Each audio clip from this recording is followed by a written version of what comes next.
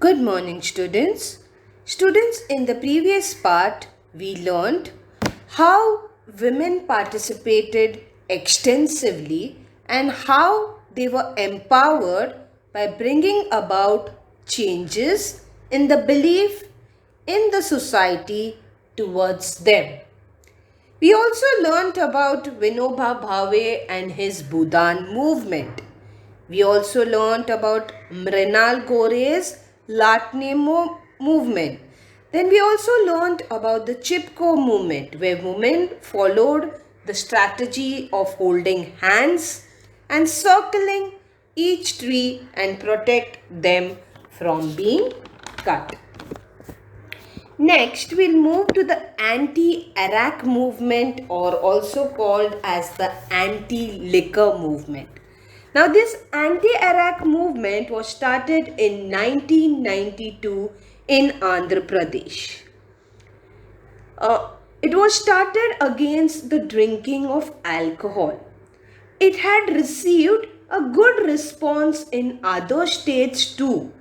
When the head of the household dies, an untimely death due to addiction to alcohol, the family faces a serious crisis. That means if a person dies drinking, the other people have to suffer in the family, which affects the woman the most, that is, wife.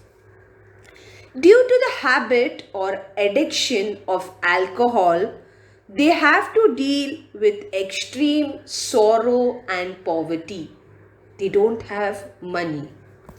This movement got the support of the anti-Iraq movement in Andhra Pradesh. Now, what is Iraq? Iraq is low-cost liquor that is generally consumed by poor people.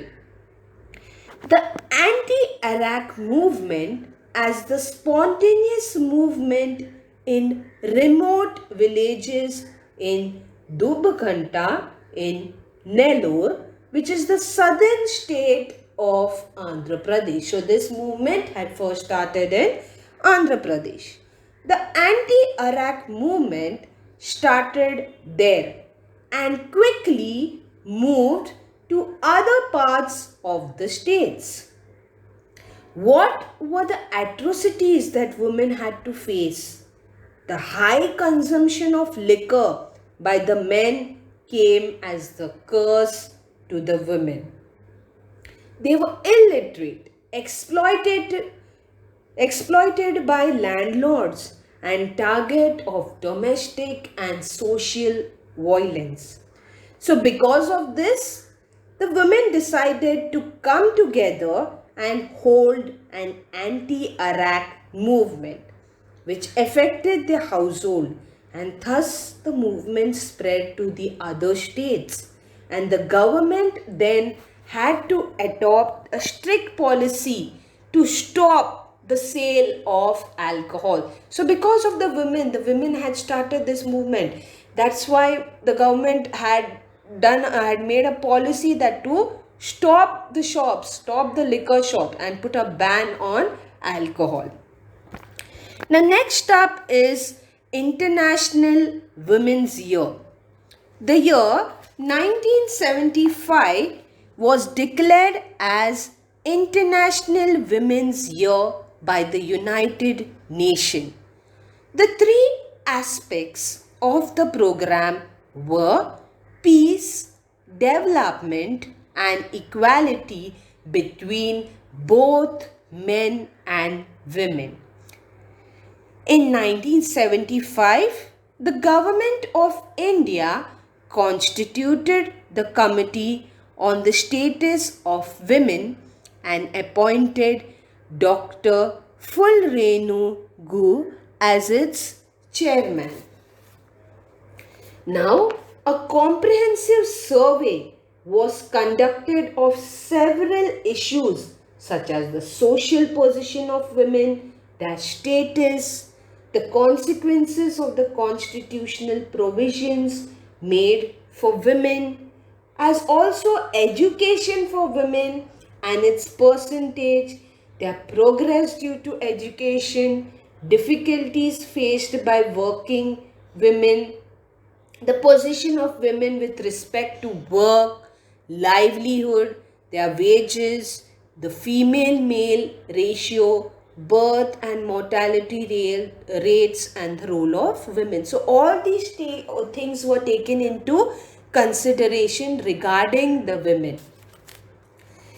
Taking into consideration this entire background, a statewide conference for women was held in 1975, organized by the Stree Mukti Sangharsha Samiti. Women from all walks of life, regions participated in it. The Samiti published its manifesto in 1978. The policy of a struggle against discrimination on the basis of gender, caste, and varna was adopted. So everything was taken into consideration, and there were things also organized for the women so that they can also take part in different activities. Okay. Next, what was the outcome of all this? Okay, after formed, this gave rise to a collection of songs called Stree Muktichi Lalkari, a street play called Mulgi Zali Ho by Jyoti Mahapskar, and a periodical called Prarhek Lalkari, which became their mouthpiece. So all these street plays also was played by the women, and other such programs. In 1977, groups like the Stree Mukti Andolan Samiti, established by Sohadimini Rao in Pune, Bhayaja a fortnightly, as also Stree Uvats, Maitrin and Stree Manch in Aurangabad, Mahila Dakshat Samiti in Kolhapur, Mahila Haq in Nasik, and Nari Prabodhan Manch in Latur were formed. So there were various street plays also which were done. Now you can see in the picture over here, when a girl child would be born in a family, what she would be considered as a burden, and she would be discriminated. She was being discriminated as from the boy in the family. The various issues that the girl child faced was education, economic opportunity, that is, she would not be allowed to go out and work. Then in sports also, she would not be encouraged to play any kind of sports and compete. And in politics also, she would not be allowed to go in any political party. Therefore, we need an equality to bring about and stop the gender discrimination, as you can see in the slide. So we must consider all jobs as equal and the male female as equal, and we have to share the responsibilities between both men and women. Then there were many centers and universities that were started for women. The first women university was SNDT, Shrimati Nathibai Damodar Thackeray Women's University in Mumbai. Okay, and there were other also universities like the Tata Institute of Social Sciences, where women could take education. Then there was Savitribai Phule, Pune University, and Shivaji University, Kolhapur. These centers played an important role in critical analysis and in developing a vision on women's issue. Okay, now let us learn about the laws. Okay, there were various laws that were enacted in favor of women and against the atrocities that were happening on women. Now there were the laws for women. The laws enacted in 1952 recognizes women's right to alimony, and their share in the father's property. Your right to Stridan. Now, Stridan is amount of cash or property given to the women. So, her right to Stridan was recognized.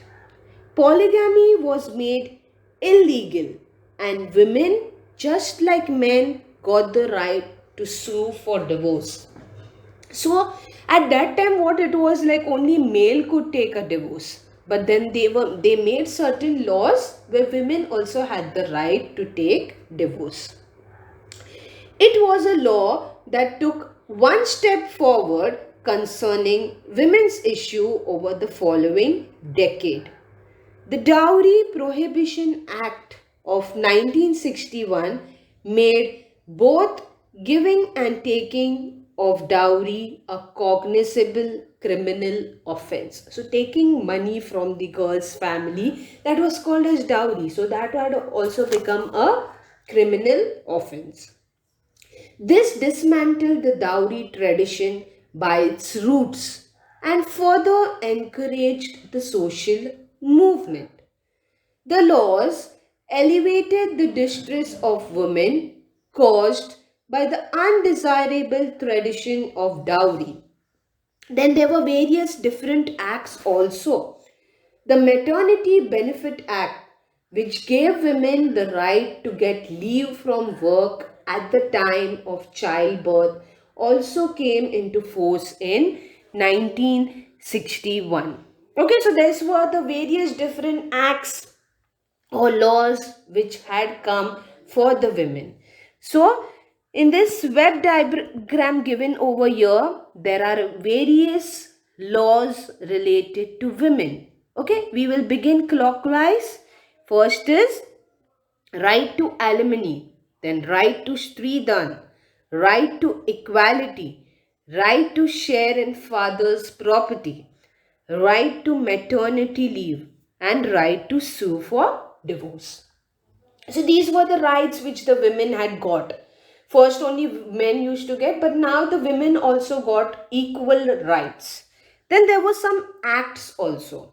They were the Dowry Prohibition Act 1961, Maternity Benefit Act 1961, Muslims Women's Act 1985, Sati Prevention Act 1988, Prohibition of Child Marriage Act 2008, and Sexual Harassment of Women at Workplace Act 2013. So these were all the different types of acts and laws which was given to the women, so that they could work anywhere at any place. Okay, so here we will end with this video. We will learn the next part of the chapter in the next video.